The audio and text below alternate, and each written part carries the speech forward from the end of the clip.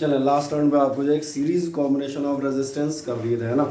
उसी आगे मैंने कहा था कंटिन्यू करेंगे। और सीरीज कॉम्बिनेशन या सीरीज ग्रुपिंग जब आप ले रहे थे उसके पहले एक सिंपल चीज़ आपसे मैंने ये डिस्कस की थी, और ये डिस्कस किया हुआ था कि अगर आप कॉम्बिनेशन ऑफ रेजिस्टेंसेज या ग्रुपिंग ऑफ रेजिस्टेंसेज की बात करते हैं तो आखिरकार आपको लगता कहाँ है।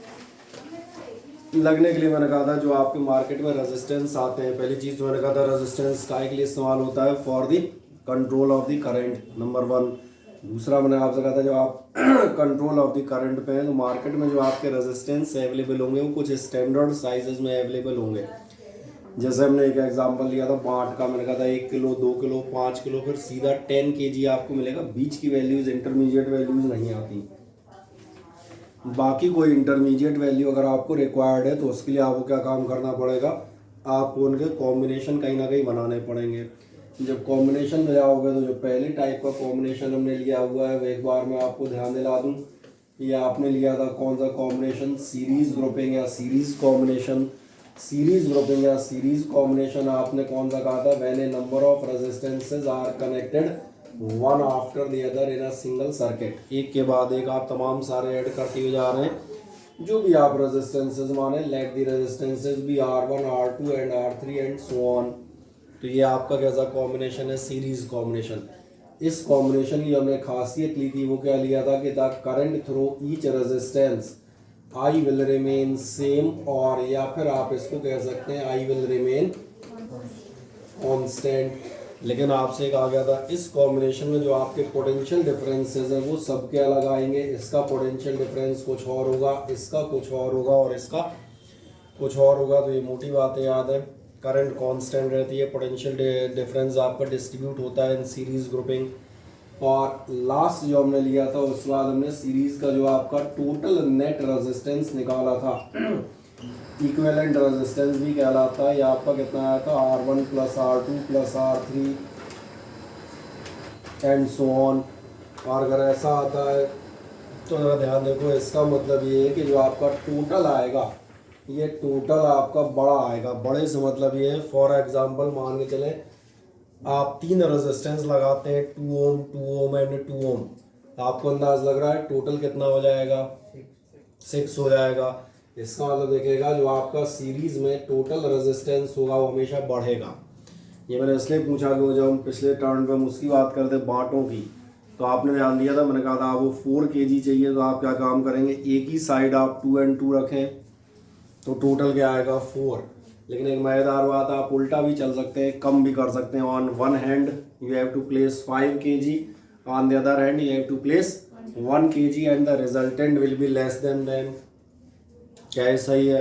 तो यहाँ भी आपको नजर आएगा, यहाँ पर ये जो सीरीज कॉम्बिनेशन है आपने रेजिस्टेंस बढ़ाने के लिए इस्तेमाल कर लिया।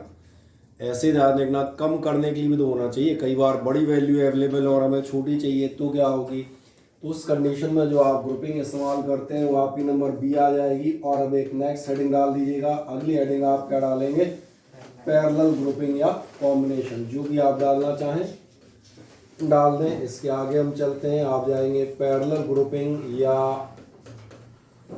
कॉम्बिनेशन।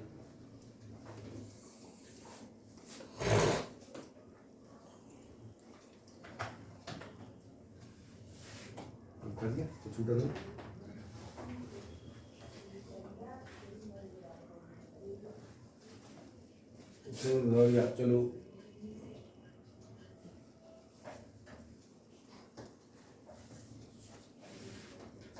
बेचारा समीर भदौरिया क्लास नहीं लेता, कई बार आ जाता है, क्यों?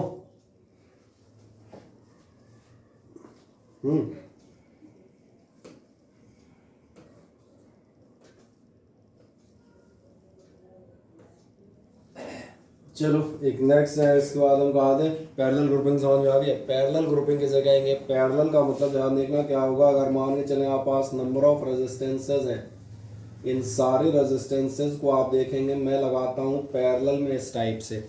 इनमें से मैं सपोज करता हूँ ये हुआ आपका फर्स्ट रेजिस्टेंस, ये हुआ आपका सेकंड वन, और ये हमने लिया थर्ड वन, और वापस इन्हें वैसे कर दो तो ये आपका हो गया। अब इसके बाद जो काम था बैटरी से इन्हें कनेक्ट कर दें, तो कहीं भी एक जगह में अगर आप चाहें तो इसमें एक चीज़ और लगा सकते हैं और वो नज़र आएगी, ये मालूम है क्या होता है, लग या की आप कह देते हैं, ठीक है ना।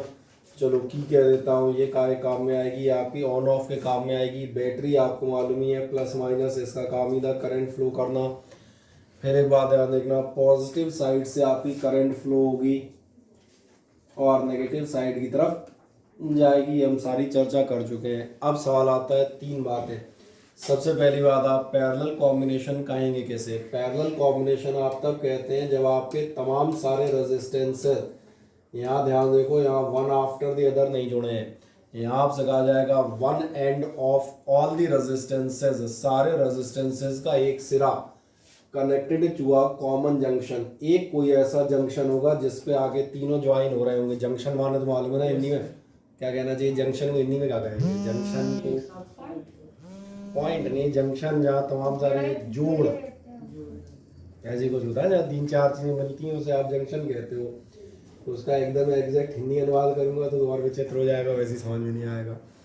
ऐसे ही आप देखना, फर्स्ट एंड आपका एक एंड पे था, ऐसे ही सबका अदर एंड दूसरा एंड आपको नजर आएगा ये एक और कॉमन जंक्शन पे। यानी इन दोनों पॉइंट्स के बीच में आप देखेंगे सारे जितने अटैच किए गए वो इन्हीं दोनों खास दो पॉइंट्स के बीच में अटैच हैं। क्या ये दिख जाता है? अब अगली चीज़, चूंकि आपको नजर आ रहा है कि सारे के सारे आपके जो रेजिस्टेंसेज हैं वो इन्हीं दो पॉइंट्स के बीच में अटैच हैं, और सुविधा के लिए चलो मैं मान के चलता हूँ एक पॉइंट का नाम मैंने मान लिया P और एक का मान लेता हूँ Q। आपको ध्यान है इन दोनों पॉइंट्स के बीच का पोटेंशियल डिफरेंस फिक्स होगा। मान चलो कुछ भी 4 वोल्ट 6 वोल्ट।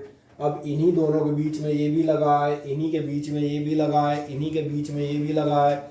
इनमें से आप कोई सा भी देखें, इसके दोनों सिरों का, चाहे इसके दोनों सिरों का, चाहे इसके दोनों सिरों का, सबके पोटेंशियल डिफरेंस कांस्टेंट होंगे।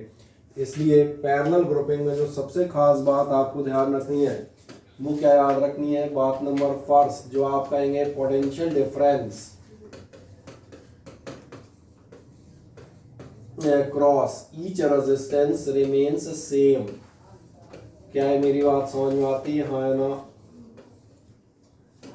चाहे आप सेम लिख दें और चाहे तो आप लिख दें कांस्टेंट, उसमें कोई दिक्कत नहीं है। और इससे भी खास बात देखें, पिछली बार आपको याद होगा वोल्टेज डिस्ट्रीब्यूट हुआ था, वो इस बार कांस्टेंट है। पिछली बार करंट कांस्टेंट थी क्योंकि आपके पास एक ही लाइन थी। बहुत सिंपल भाषा में बात करता हूँ, यहाँ से तमाम सारा चार्ज आता है। क्या आपको लगता है तीनों में चार्ज बराबर होगा? नहीं। आपका ध्यान जाएगा, part of the charge will move from first branch, part of the charge will flow from the second, और part of the charge will flow from the third branch. इसका सीधा सीधा सा मतलब है कि आपके तीनों में करंट डिस्ट्रीब्यूट हो जाएगी, और जो भी करंट जिसमें जितनी जाए, तो मैं मान लेता हूँ तीनों की करंट सपोज करें, एक की I1 मान ली, एक की आप I2 मान लें, और एक की आप मान लें I3। और इसलिए हम यहाँ लिख देंगे करंट, चलो यहाँ बनेगा नहीं, इधर लिख देता हूँ डिस्ट्रीब्यूट्स। तो क्या ये फैक्ट समझ में आते हैं? हाँ या ना? पैरेलल कॉम्बिनेशन का कंसेप्ट क्लियर हो जाता है पूरी तरह। बस डेरिएशन तो एक लाइन का, इसमें कुछ नहीं होना। इन दो बातों में कोई दिक्कत हो तो मुझे बताएं, देख लें आराम से। तो बस एक काम करो, पहले तो हेडिंग डाल दी होगी या नहीं डाली होगी तो डाल दो, डायग्राम बनाओ, दोनों बातें बगल में शो कर दीजिएगा। बस इसके बाद हम इसको डिराइव कर देंगे मज़े से।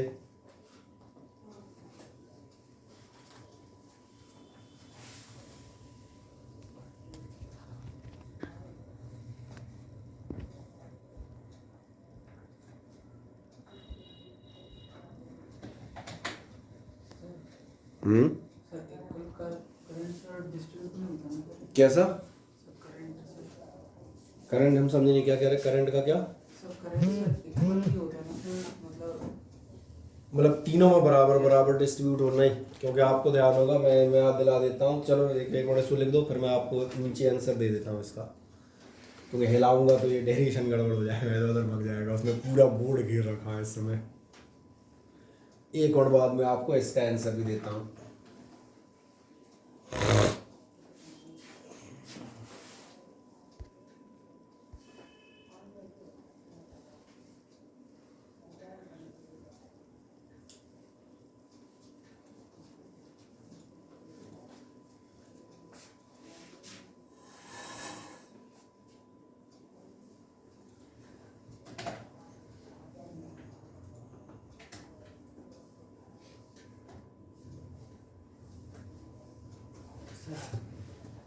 क्या हुआ? सब उल्टा पुल्टा निकला। उनको तो डबल साइडेड निकाला होगा। नहीं आया, उल्टा पुल्टा क्या था? वैसे पीछे को अलग है। ये तो अलग अलग ही तो आए होंगे। हाँ तो पीछे को उल्टा हो गया। वो तो फ्लिप एट शॉर्ट है जो कमांड नहीं देखी होगी। तब यार फ्लिप एट लॉन्ग एज करना, नहीं तो हम बता दें वैसा कर दो, उसमें डबल साइडेड का सिंगल साइडेड कर देना, ऑप्शन तो आ जाएगा। कर दे।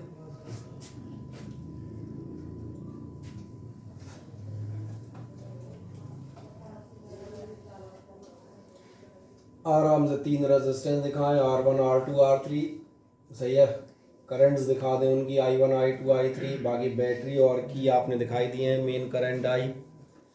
2 छोटी छोटी बातें बता दें। पहली बात तो पोटेंशियल डिफरेंस है cross each resistance is same या कांस्टेंट, और दूसरी बात आप बताएंगे करंट आपकी हो जाएगी डिस्ट्रीब्यूट।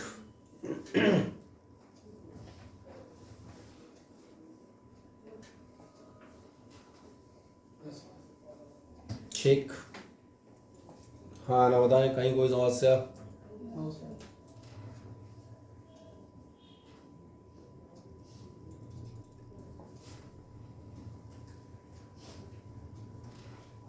बना दिया सभी ने?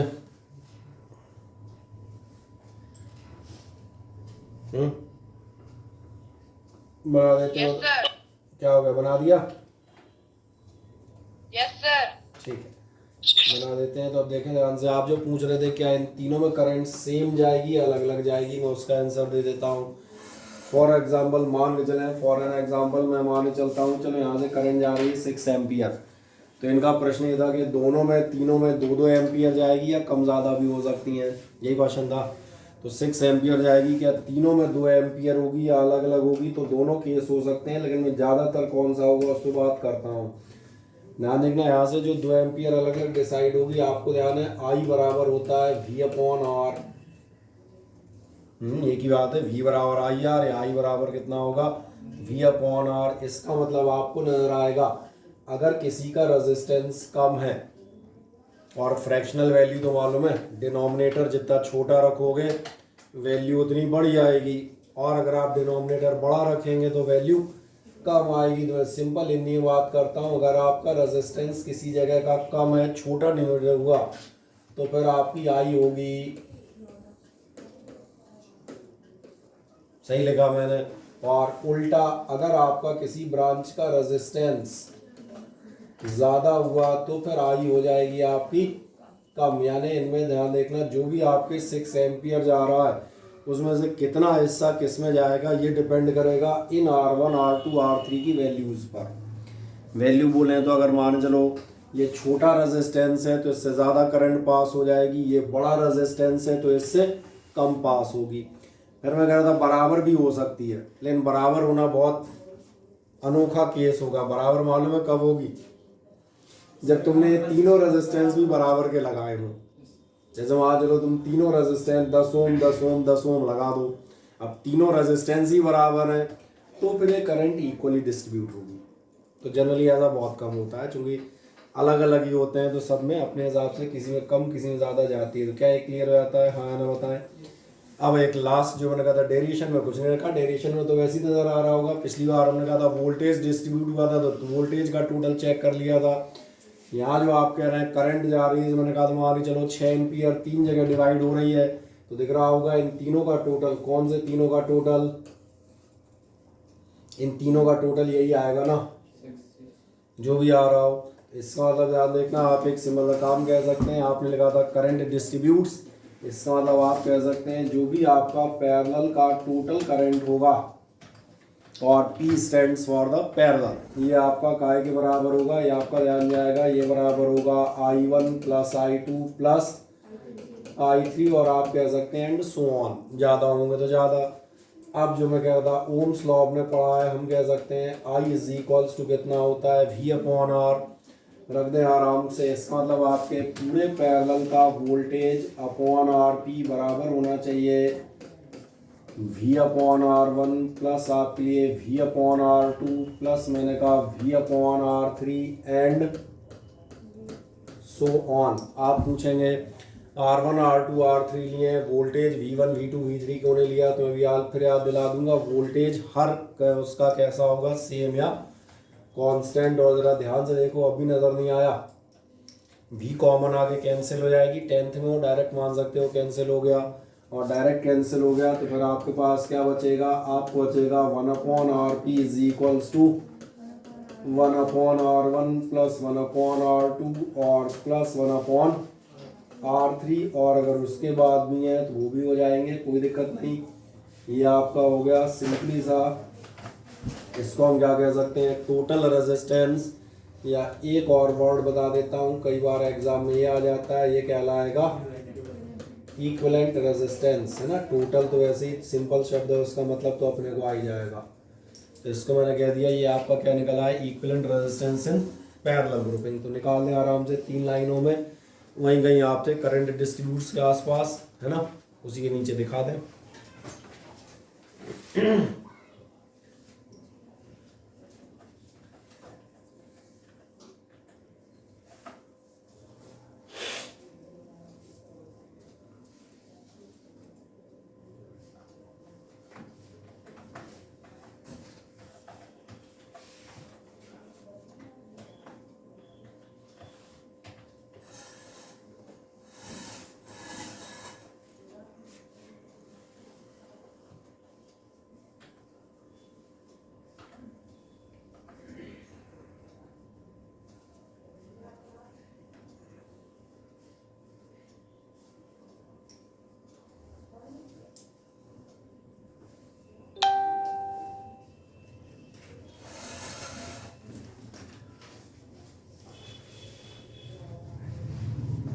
हो गया कंप्लीट, ये कोई दिक्कत?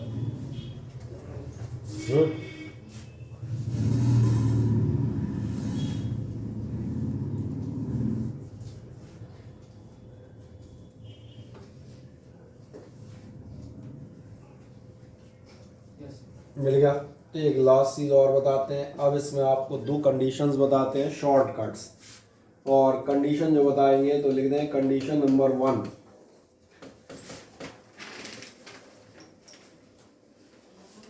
कंडीशन फर्स्ट आप पढ़िएगा, यहाँ तक कंप्लीट कर दिया सभी ने। कंडीशन फर्स्ट में आएगा, इसमें आप बताइएगा in case of 2 resistances only. First condition में आप जाएंगे in case of 2 resistances only. और हम ध्यान देखना काय की बात कर रहे हैं, जब हमारे पास केवल कितने रेजिस्टेंस है, केवल 2। In case of 2 resistance only pay जाओगे तो क्या तुम्हारा ध्यान जाता है, ये जो आपका 1/RP है ये रह जाएगा केवल और केवल 1/R1 प्लस 1/R2। भाई तीसरा है ही नहीं। इसका मतलब क्या आपको एलसीएम लेना आता है, सही कह रहे हैं। तो इसका मतलब मुझे कोई परिश्रम ऐसा ज़्यादा नहीं करना है, सही है। और ध्यान देखना, इससे तुम्हें आरपी की वैल्यू डायरेक्ट मिल जाएगी। एलसीएम छोड़ो, तुम चाहो तो कभी दिए हो 4 और 6 ओम तो आप इस फॉर्मूले डायरेक्ट इस्तेमाल कर सकते हैं, आर पैरेलल। नहीं आया समझ में?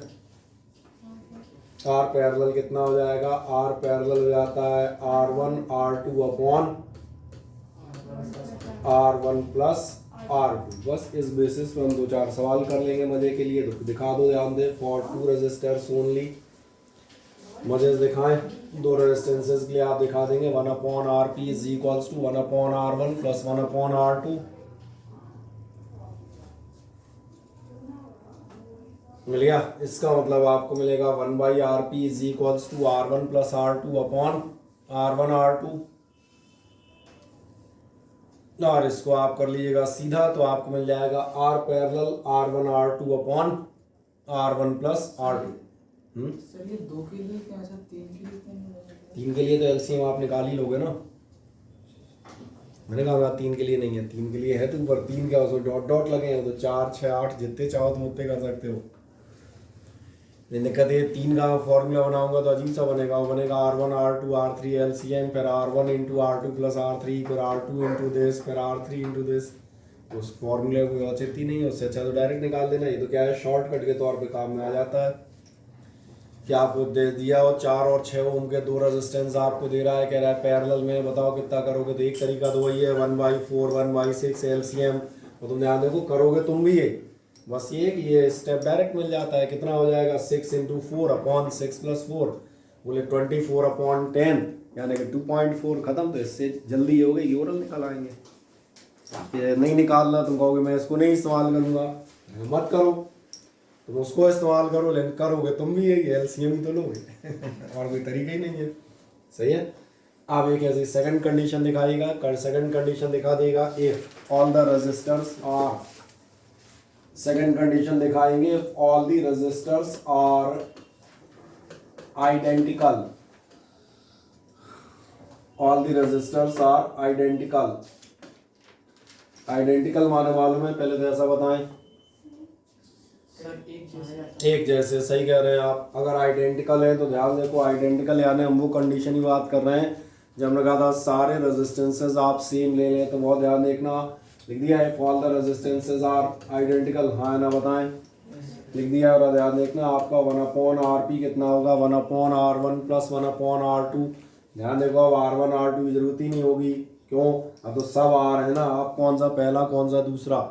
तो आपको क्या मिलेगा 1/R + 1/R + 1/R and so on, यही मिलेगा।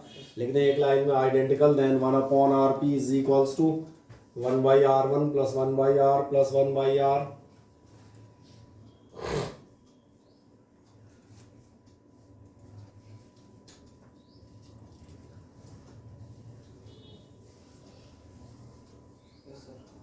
कर दिया। इनका टोटल बता सकते हो कितना आएगा? इन्फिनिटी कैसे आ जाएगा बेटा?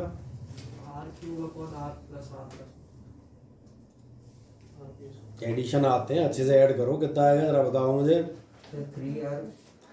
3R या 3/R, 1/R अगली बार हो जाएगा, 2/R अगली बार हो जाएगा, 3/R और डॉट डॉट पे चले जाओगे तो 4/R 5/R 6/R। इन्फिनिटी कभी नहीं होगा और इन्फिनिटी नहीं होगा, इसका मतलब तुम ध्यान देखना ये होगा। अब तुम कहोगे एन क्या है, मैं एन कहूँगा तुमने जितने लिए हो 4 6 8 10 बस इतने ही लोगे और 5642 थोड़ा ना लेने जाओगे एन बराबर तुम बता सकते हो ये क्या है, नंबर ऑफ रेजिस्टर्स। अब भी नहीं आया समझ में, क्या आ गया? आ गया ना, मैंने ऐड करके दिखा दिया ना, 1/R 2/R, तीसरा करो 3/R, चौथा 4/R, पांचवा छठवां जितने चाहे कर दो। तो ध्यान देखो यहाँ भी आपको एक डायरेक्ट फॉर्मूला मिल जाएगा और वो क्या मिलेगा, RP = आपका हो जाएगा R/N। अब आपको मैं एग्जाम्पल बता देता हूँ बहुत सिंपली, ध्यान से देखें। इस कंडीशन से क्या होगा, जैसे तुम निकालते हैं तो तुम्हें निकालना पड़ता है, इस कंडीशन से क्या होगा आपका ओरल निकल आएगा और आपको डायरेक्ट मालूम है। तो देखिए मैं एक बहुत सिंपल सा क्वेश्चन पूछता हूँ, मान चले 10-10 ओम के रेजिस्टेंस हैं, कितने के हैं 10-10 के, और आपने पैरेलल में लगा रखे हैं, कितने लगा रखे हैं, और आदमी ने कहा आपने लगा रखे हैं 10। ठीक है, मैं ऐसे लिख देता हूँ डायरेक्ट, 10 कौन बनाएगा, 10-10 के आपने ऐसे 10 लगा रखे हैं, बताओ टोटल कितना होगा? सब 1। समझ आ गया कैसे, बिना सोचे समझे 1 सेकंड में निकल आएगा। या तो पूरा जोड़ते 1/10 1/10 1/10 और 10 बार लिखते, या फिर तुम डायरेक्ट बता सकते हो सब सेम है क्या, सब सेम दिख रहे हैं, और सब सेम दिख रहे हैं तो R पैरेलल कितना होगा, R और N कितने लगे हैं, खत्म। इसलिए जल्दी निकालने में काम में आ जाते हैं। आप नहीं कंडीशन इस्तेमाल करोगे तब भी वही, इसलिए कंडीशन याद रखी जाती है ताकि इंस्टेंट आंसर निकल जाए। तो क्या एक कहानी समझ में आ जाती है, हाँ ना, बढ़िया। तो आपके सीरीज और पैरेलल रेजिस्टेंस के हो जाते हैं। अब आपको एक आधी छोटी छोटी चीज़ें जो मैंने कहा हम बात कर रहे थे, दोबारा एक बार रिपीट कराते हैं बहुत फुर्ती से। अब इधर देखते चलिएगा, ये आपकी अपनी शीट जो मैं आपको दूंगा उसी का पार्ट है। सबसे पहला आपने इफेक्ट ऑफ करंट में हम कहते हैं इलेक्ट्रिक करंट, ये सब पढ़ चुके होंगे। क्या क्या रहेगा, electric current, potential difference, electric current, ये आपका सिलेबस है। और कहाँ जाओगे, इसके अलावा आपको क्या क्या पढ़ना है, आपको पढ़ना है तो मुझे लग रहा है इलेक्ट्रिक करंट आप पढ़ चुके, पोटेंशियल डिफरेंस आप पढ़ चुके, electric current, Ohm's law, resistance, resistivity, factors on which the resistance of a conductor depends, ध्यान आ रहा है, कलम लेंथ एरिया एटसेट्रा बता रहे थे, पढ़ चुके हो। और क्या क्या कर लिया आपने, सीरीज कॉम्बिनेशन कर लिया, और क्या कर लिया आपने, पैरेलल कॉम्बिनेशन ऑफ रेजिस्टर कर दिया, and its application in daily life. तो एप्लीकेशन के हम सवाल कर लेंगे तो वो भी खत्म हो गया। यानी मोटे तौर पे कहा जाए तो यहाँ तक का आपका मामला, इसने कहा था आपका मोर देन 50%, यानी आधे से ज़्यादा चैप्टर खत्म है, केवल हीटिंग इफेक्ट बचेगा तो अपन उसको आराम से कर देंगे। इसलिए मैंने कहा यहाँ से एक बार आपको दोबारा दिखा देता हूँ, बहुत तेज़ी से पूरा कवर अप करते हुए आएंगे, तो बस ध्यान रखिएगा और सुनते जाइएगा।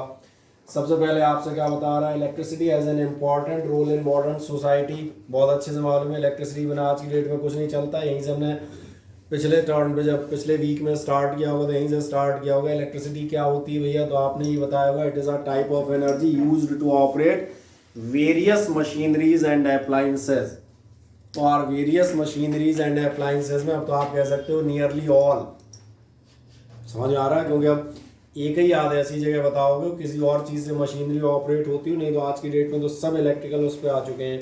इवन व्हीकल्स तक आप देखेंगे क्या हो गए, अब इलेक्ट्रिकल व्हीकल की फॉर्म में स्टार्ट हो गए।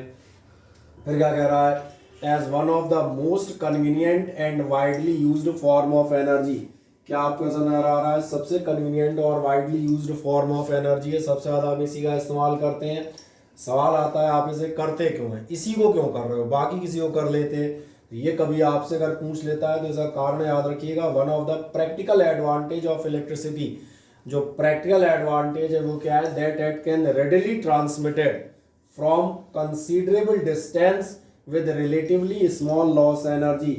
बिना किसी बहुत ज़्यादा लॉस के आप इसको एक प्लेस से दूसरे प्लेस तक ट्रांसफ़र कर सकते हैं। जैसे आपका ध्यान जाएगा, हीट किसी एक जगह आप आग जलाएं और किसी दूसरे प्लेस पे आप अपनी खिचड़ी बनाएं, तो इसे नाम दिया जाता है बीरबल की खिचड़ी।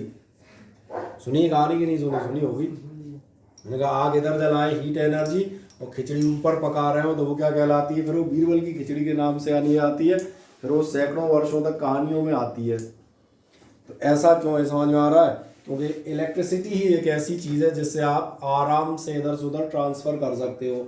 और आपको खुद मालूम है जो हमारी इलेक्ट्रिसिटी का प्रोडक्शन होता है वो किसी डैम पे हो रहा होता है, किसी हमने कहा हाइडल पावर प्लांट पे हो रहा होता है, किसी विंड मिल से हो रहा होता है। वहाँ से हज़ारों किलोमीटर डिस्टेंस तक आप इसे ईजिली ट्रांसमिट कर पाते हैं। सबसे बड़ा एडवांटेज है ना, इसको कहीं भी इस्तेमाल कर सकते हो, जहाँ नहीं भी है वहाँ भी आप इजीली पहुँचा सकते हो। क्या कह रहा है, this makes it possible to supply electricity from a central generating plant. अगर कोई सेंट्रल जनरेटिंग प्लांट हम मान लें, जैसे मान चलो कोई भी एक डैम, तो उससे क्या होगा, टू एनी लोकेशन, किसी भी लोकेशन तक आप आराम से पहुंचा ले जाओगे। नेक्स्ट आप जाएंगे इस बाद इलेक्ट्रिक चार्ज क्या होते हैं, ये आपको मालूम ही था। इलेक्ट्रिक चार्ज क्या है, the branch of physics which deals with the study of electric force, field, potential etcetera. ये आपकी किस नाम से आनी जाती है, और इलेक्ट्रोस्टैटिक्स मैंने कहा था नाम भी चले आओ, स्टैटिक्स जो स्टेशनरी रुके हुए चार्ज के बारे में बात कर रही है और उसकी प्रॉपर्टीज़ के। तो छोटी छोटी डेफिनेशन है, वैसे ही समझ में आ जाएंगी, इनमें क्या दम लगानी। अब क्या आपको याद है, हम लोगों ने एक जो है साइंटिस्ट का नाम ले लिया था, ग्रीक साइंटिस्ट थेल्स।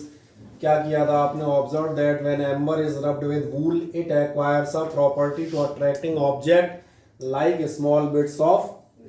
क्या आपने अपना सिलेबस यहीं से स्टार्ट किया था, मैंने कहा था बालों में पेन रगड़े या ऊन के स्वेटर में रगड़े, पेपर पीसेस लीव्स अट्रैक्ट हो जाएंगी। इसी प्रॉपर्टी को आप बिल्कुल सही कह रहे हैं। Dry leaves etcetera the amber and wool are said to be electrified और चार्ज्ड। इनको आप कह देते हैं इलेक्ट्रीफाइड या चार्ज हो गए हैं। और the property is termed as the frictional electricity, को उस समय बिलीव किया गया शायद फ्रिक्शन की वजह से कहीं डेवलप होती है। नेक्स्ट आप जाएंगे, जैसे उस समय जो आपने पॉजिटिव नेगेटिव चार्ज माने थे, ये आज की डेट के नहीं है, ये पुराने माने हुए हैं। क्या माने थे, बाद में हमने उनको इलेक्ट्रॉनिक थ्योरी के बेसिस पे, याद है इलेक्ट्रॉन ट्रांसफर का बता रहे थे, उस बेसिस पे एक्सप्लेन किया। ग्लास रॉड मानी जाती थी पॉजिटिव, सिल्क क्लॉथ कैसा माना जाता था, मतलब समझ में आ रहा होगा। कांच की रॉड को अगर आप सिल्क से रब कर रहे हैं तो दोनों पे चार्ज डेवलप हुई, तो हमने माना ग्लास रॉड पॉजिटिव है और सिल्क क्लॉथ कैसा है, नेगेटिव। ऐसे ही फर या कैट स्किन के साथ आप एमोनाइट रब कर रहे हैं तो इसको पॉजिटिव और इसको नेगेटिव माना गया। सिल्क क्लॉथ को ही क्यों नेगेटिव माना, इसको पॉजिटिव क्यों, ऐसा भी कुछ था रीजन कि ऐसे अट्रैक्शन रिपल्शन के बेसिस पे माना था, ये अट्रैक्ट करता है, ये रिपेल करता है। बाद में फिर उनको एक्सप्लेन किया कि भैया ये होते कहाँ से हैं, तो कारण फिर एक्चुअल इलेक्ट्रॉनिक थ्योरी से आया। तो जिस चार्ज को हमने पॉजिटिव मान लिया था उसको हमने पॉजिटिव माना। इलेक्ट्रॉन का चार्ज नेगेटिव होता है, एक मज़ेदार बात है, नेगेटिव नाम की कोई चीज़ थोड़ी होती है। सपोज करो वहाँ तो पहले कहा जाता है इलेक्ट्रॉन का चार्ज पॉजिटिव होता है, तो आप उल्टा पढ़ रहे होते। इलेक्ट्रॉन का चार्ज पॉजिटिव होता है, अंदर न्यूक्लियस का नेगेटिव होता है। Actually positive and negative these are the names given, ये तो केवल नाम है ना। एक टाइप को हमने पॉजिटिव मान लिया और एक टाइप को हमने, जैसे एक बहुत सिंपल सा एग्जांपल दिखाया था, देखो ध्यान से, बहुत ध्यान से एक चीज मुझे बताना।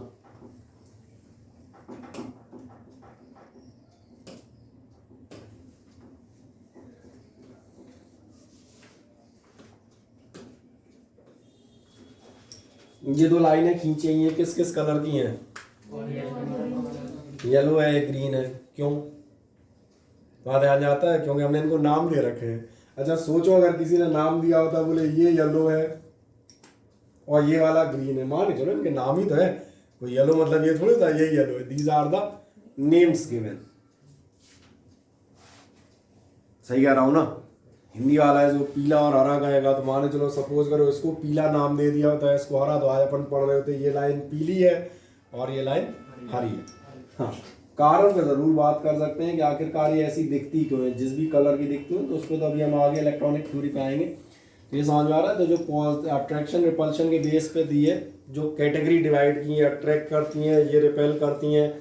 एक टाइप के चार्जेस को आपने पॉजिटिव मान लिया, दूसरे को आपने नेगेटिव मान लिया। फिर इलेक्ट्रॉन की डिस्कवरी के बाद उनको ये भी एक्सप्लेन किया कि आखिरकार ये चार्ज आते कहाँ से हैं, वो एग्जैक्ट थ्योरी हुई। अभी तो अंदाज चल रहा है, घिस घिस के देखते हैं अट्रैक्टिव है या रिपल्सिव है, तो उन्हें पॉजिटिव माने या नेगेटिव माने, इधर की कैटेगरी में रखें या उधर की। अब इलेक्ट्रिक चार्ज पे जाओगे तो क्या कह रहा है? Charge is the property associated with matter. कौन सी प्रॉपर्टी है? Due to which it produces and experiences electrical and magnetic effects. Charge कौन सी प्रॉपर्टी है जिसकी वजह से कोई भी ऑब्जेक्ट या कोई भी बॉडी क्या काम करेगी? इलेक्ट्रिकल और मैग्नेटिक इफेक्ट्स को या तो दिखाएगी या एक्सपीरियंस करेगी। और एक मजेदार बात आता हूँ, इस समय जो आप चैप्टर पढ़ रहे हैं वो केवल और केवल इलेक्ट्रिकल इफेक्ट्स से रिलेटेड है। हाँ, जो आप अगला चैप्टर पढ़ेंगे, किसी को अगले चैप्टर का नाम मालूम है? बढ़िया, तो आप ध्यान रखें, मैग्नेटिक इफेक्ट ऑफ करंट, यही तो हो जाएगा। यानी चार्ज का एक इफेक्ट मैग्नेटिज्म भी आएगा। ठीक है, वो अगले चैप्टर में आएगा, तो उसके आगे हम डिटेल में चर्चा करेंगे। अब आप नेक्स्ट जाएंगे, चार्ज कितने टाइप का होता है? मुझे लग रहा है आपको मालूम था। चार्ज क्या बताएगा? Two types of charges, positive charge, negative charge, ये भी सबको मालूम है। Charges with the same electrical sign, और हमने इनको लिखा था लाइक चार्जेस। इन शॉर्ट क्या करते हैं? रिपेल करते हैं। और अनलाइक चार्जेस, अपोजिट चार्जेस, ये क्या करेंगे? ये अट्रैक्ट ईच अदर। ऐसा यूनिट ऑफ चार्ज भी आप बताई गई थी। यूनिट ऑफ चार्ज आपने खूब बड़ी बड़ी लिखी है, और मैं तो उसको हिंदी में ही बता दिया था। हिंदी में आप क्या पढ़ते हुए जाएंगे? मैंने प्रोनाउंसिएशन कहाँ से ले आते भैया? अंग्रेजी पढ़ना नहीं सीख पाए यार, 10th पास होने पे आ गए। कुछ शर्मनाक स्थिति लगती है। गाँव में कह दिया किताब पढ़ो, फिर आदमी हंसेगा, बोले तुम्हारे माँ बाप तो काहे के लाने पढ़ा रहे इतने बड़े स्कूल में, तो किताब पढ़नी तो आती नहीं है। हम जैसा होगा तो मुंह पे ही कह देगा। कूलॉम्स लॉ आपने पढ़ लिया था। कूलॉम्स लॉ याद है? दो चार्जेस हैं, आर डिस्टेंस पर रखे जाएं तो उनके बीच का फोर्स दो बातों में डिपेंड करता है। Product of charges Q1 Q2 के डायरेक्टली प्रोपोर्शनल, और square of the distance or square के इनवर्सली प्रोपोर्शनल। इन शॉर्ट मैंने याद दिलाया, आप अपनी शीट में देख सकते हैं क्या कहेगा? The force between two charges is directly proportional to the product of two charges Q1 and Q2। एक चार्जेस Q1 और Q2 के प्रोडक्ट के प्रोपोर्शनेट होगा। यानी आप यहाँ पर कह सकते हैं, जैसे कहते हैं आपने जब कॉपी बनाई है तो उसमें लिखा है F प्रोपोर्शनेट क्या होगा? Q1 Q2। फिर आपने क्या दिखाया? And inversely proportional to the square of distance. और स्क्वायर ऑफ डिस्टेंस यानी कि बाकी दोनों कंबाइन कर दोगे तो F Q1 Q2 by are square, और साथ में आपको मिलेगा एक प्रोपोर्शनलिटी कांस्टेंट जो कहलाएगा K। बाकी इस K की वैल्यू भी आप बताई होगी मैंने, 1/4 पाई एप्सिलॉन नॉट याद आ गया एप्सिलॉन, 0 को हमने पढ़ा नॉट, ये वैल्यू भी शायद आप पे लिखी होगी 9 × 10⁹ अब तो कोई समस्या नहीं इसमें जनरली, बढ़िया। और देखते हैं एक नेक्स्ट चीज इसके बाद, चार्ज इज कंजर्व्ड। कंजर्व माने मैंने बताया था, कंजर्व मतलब इधर से उधर आएगा या जाएगा, ये क्या होगा, ना तो क्रिएट होगा और ना डिस्ट्रॉय होगा। तो उस पर आप जाएंगे, can neither be created nor be destroyed the electric charge in an isolated system remains constant. तो इसका टी बढ़ा लेना जब तक शीट मिले, तो ये छोटे मोटे प्रिंटिंग वाले एक आध काम कर सकते हैं ना। नेक्स्ट क्या है, चार्जेस आर एडिटिव। एडिटिव मतलब बताया था स्केलर होता है, एडिटिव यानी कहीं 2 कूलॉम में फिर 3 कूलॉम और दिया तो टोटल कितना हो जाएगा 5, फिर उसमें से 1 ले लिया। एल्जेब्रिकल एडिशन इनका पॉसिबल है, और ध्यान रखना एल्जेब्रिक एडिशन का मतलब होता है एडिशन और सब्ट्रैक्शन दोनों। एल्जेब्रिक एडिशन जब हम वर्ड इस्तेमाल करते हैं मतलब पॉजिटिव और नेगेटिव दोनों साइन माने जा सकते हैं, इसलिए कहा गएगा the total charge is the algebraic sum of individual charges. Algebraic sum मतलब पॉजिटिव वाले और नेगेटिव वाले जो भी हैं आप उन्हें एक साथ ऐड कर सकते हैं, कोई दिक्कत नहीं है। टोटल एडिशन जैसे आपको यहाँ दिख रहा होगा, इन सब का एडिशन शायद 4 आ रहा होगा, है ना, ये तो दिख आता है, बढ़िया। नेक्स्ट आपका है चार्जेस क्वांटाइज्ड। क्वांटाइजेशन भी बताया था, मैंने कहा था पैकेट्स, जैसे मैंने आपको दूध या बिस्किट के पैकेट का एग्जांपल दिया होगा कि आप 1 2 3 4 5 6 पैकेट ले सकते हैं, दे सकते हैं, बट 6.5 पौने 7 या 7.25 पैकेट ये आप अगर चाहें कि हम खरीदें या ऐसा करें तो ये संभव नहीं है, और यही कहलाता है क्वांटाइजेशन। और इसलिए हमने कहा जो क्वांटाइजेशन पे आप जाएंगे तो यही कहेगा इलेक्ट्रॉन के फॉर्म में चार्ज आता या जाता है। क्या कहेगा, charge body can have charge which is an integral multiple of elementary charge। Elementary यानी बेसिक, यानी कि इलेक्ट्रॉनिक बेसिक चार्ज हम किसे मानते हैं, इलेक्ट्रॉन को। इंटीग्रल मल्टीपल है यानी Q बराबर क्या होगा ±NE।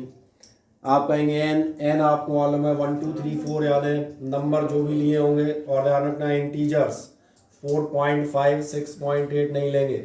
और इलेक्ट्रॉन का चार्ज कितना है, तो ये पूरा चार्ज लिखा हुआ है, शॉर्ट में मैंने आपसे 1.6 लिखा था, कोई पूरे जानना चाहे नहीं और बताओ तो 1.602192। खैर इतनी की जरूरत आपको नहीं पड़ती, आपका काम इतने से भी चलता रहेगा। अच्छा इतने कोई बात नहीं, इसको सही कर लो, ये 10 हो जाएगा, सही है, ये तो कोई समस्या नहीं, ठीक। अब एक नेक्स्ट बढ़ेंगे इस बात, इलेक्ट्रिक फील्ड। इलेक्ट्रिक फील्ड याद है चार्ज के चारों तरफ का वो एरिया, वो जगह जहाँ तक उसका आपको इफेक्ट नजर आता है। तो ये आपसे बताएगा electric field due to a given charge is defined as the space around the charge. क्या है, आपकी स्पेस अराउंड द चार्ज है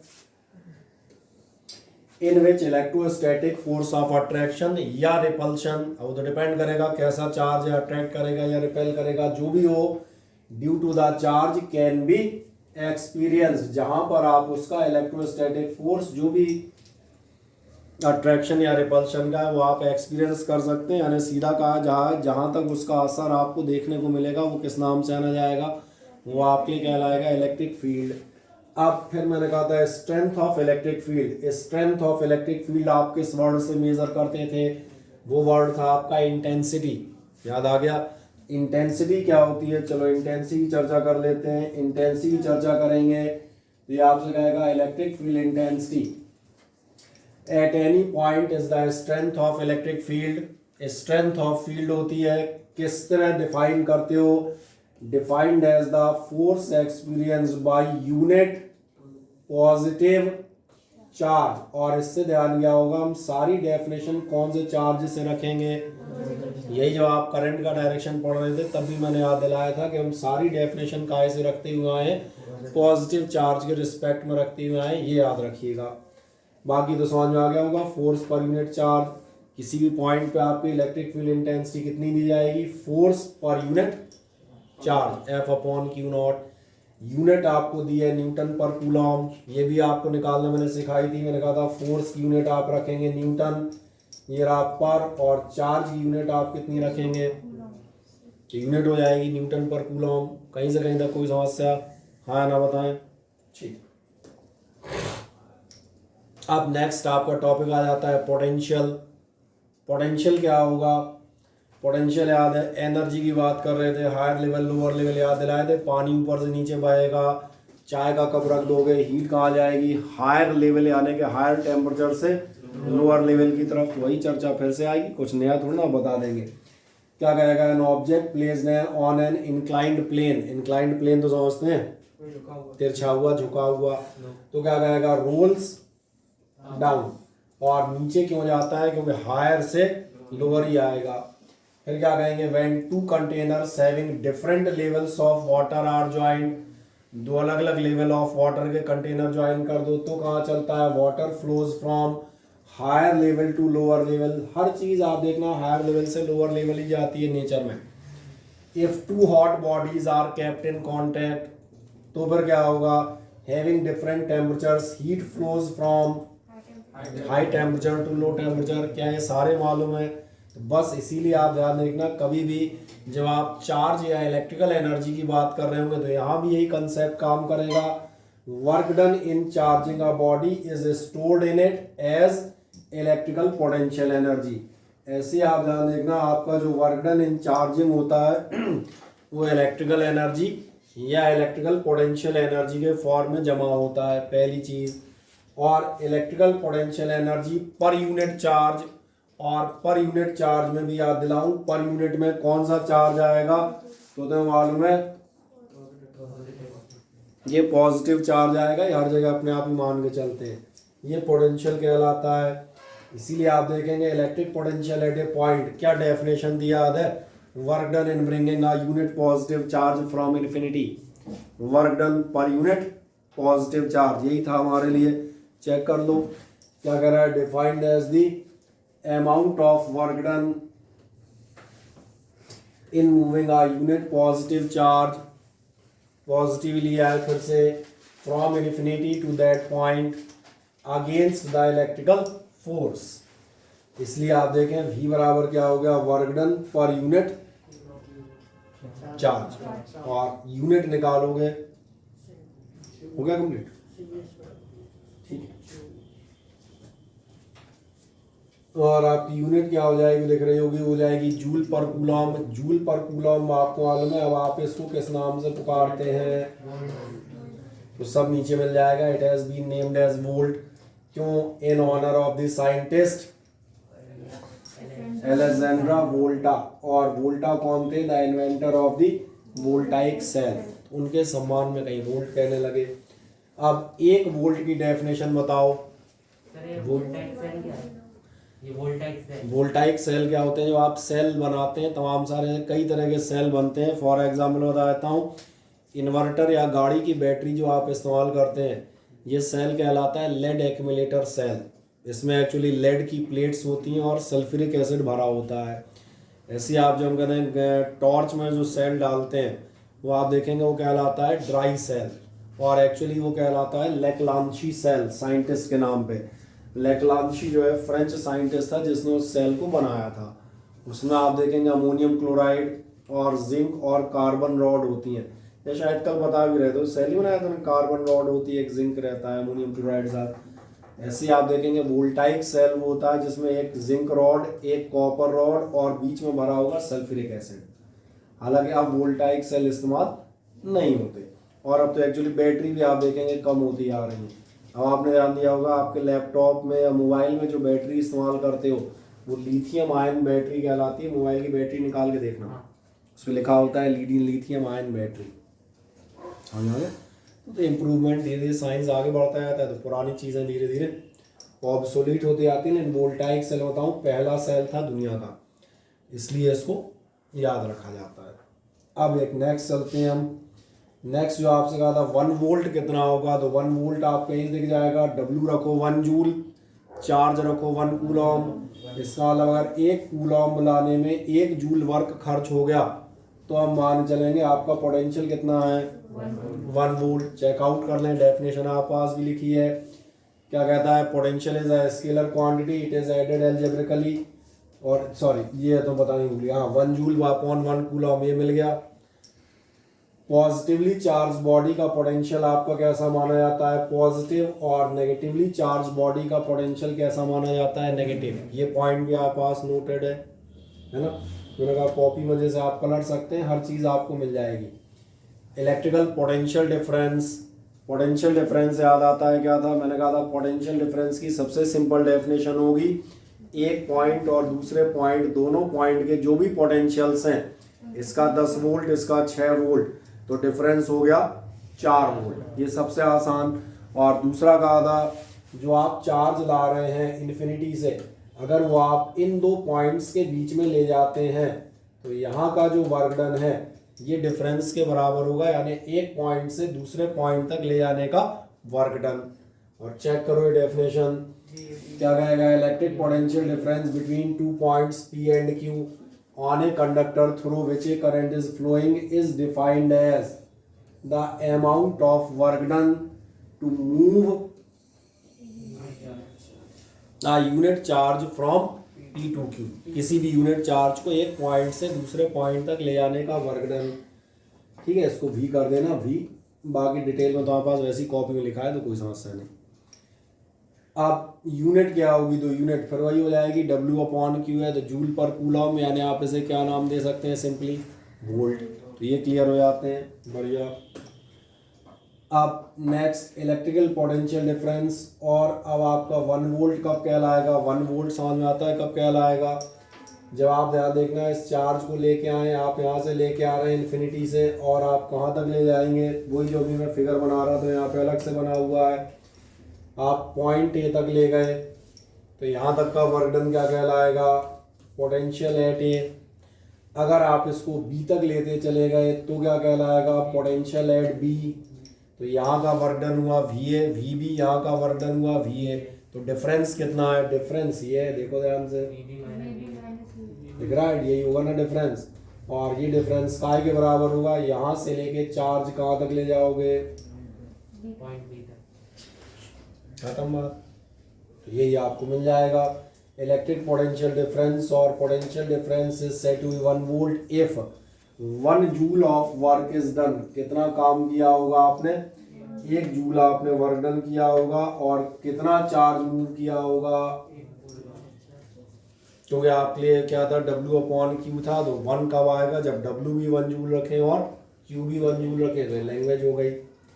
ठीक, क्या इतनी सारी चीज़ें दोबारा रिकॉल हो जाती हैं फुर्ती से, इसलिए मैंने कहा था एक बार फुर्ती से रिकॉल करा देंगे ताकि आधे चैप्टर को पहुँच के आपको छोटी छोटी डेफिनेशन दोबारा से रिकॉल हो जाए, जो मेन काम है। सेल बता रहे थे, सेल याद है किसी को, क्या था सेल का पूरा नाम भी तो बताया था, electrochemical cells. Electrochemical cells इसलिए क्यों, जो भी आप पूछ रहे थे वोल्टाइक सेल क्या है, मैंने कहा था सल्फ्यूरिक एसिड भरी है, कॉपर जिंक रॉड लगाई है, मतलब कहीं ना कहीं केमिकल एनर्जी को इलेक्ट्रिकल एनर्जी के फॉर्म में हम कन्वर्ट कर रहे हैं, सही है।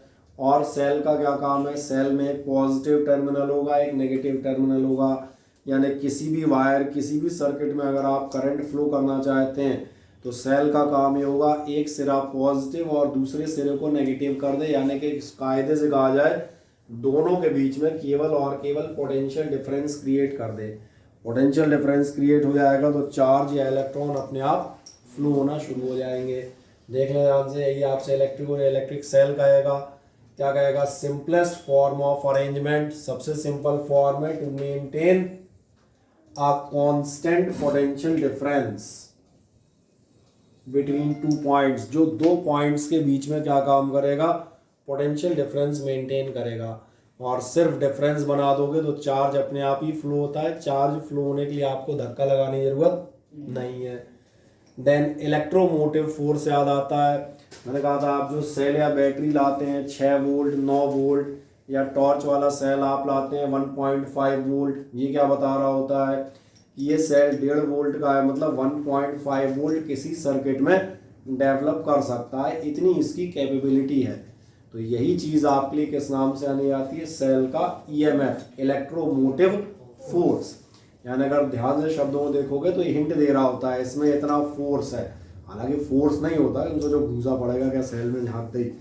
फोर्स का मतलब ये इसकी ताकत है, इतनी इलेक्ट्रिसिटी को ये मूव, मोटिव तो समझ में आ रहा होगा ना, मोशन से रिलेटेड करा सकता है। और इसीलिए सेल का जो पोटेंशियल डिफरेंस है अपना, जैसे मान चलो 1.5 वोल्ट टॉर्च वाले सेल का एग्जांपल दे रहा हूँ, या मान चलो कोई और घर में बैटरी लगी हो 9 वोल्ट 12 वोल्ट की जो भी हो, वो उसका खुद का जो टर्मिनल्स का पोटेंशियल डिफरेंस है, क्या कहेगा, the potential difference at the terminals of cells in an open circuit is called denoted by E। ठीक है, वो तो चलो एक मनोरंजन के लिए लिखा हुआ है। अब इलेक्ट्रिक करंट आपको मालूम है क्या होती है। इलेक्ट्रिक करंट में ध्यान देंगे, इलेक्ट्रोस्टैटिक्स की डेफिनेशन एक बार फिर मौजूद है। इलेक्ट्रोस्टैटिक्स, स्टैटिक्स मतलब स्टेशनरी के बारे में बात कर रहे होगे तो बता देगा, branch of electricity which deals with the charges at rest. और करंट यानी धारा यानी कि फ्लो, करंट काय के साथ डील करेगा, deals with the charges in motion, चलते हुए चार्ज, इसीलिए लास्ट टर्म में चलते हुए चार्ज कहा था। अब इलेक्ट्रिक करंट का मीनिंग क्या होता है, तो पहले मीनिंग देख लें। मीनिंग आपसे कहता है means flow of electric charge,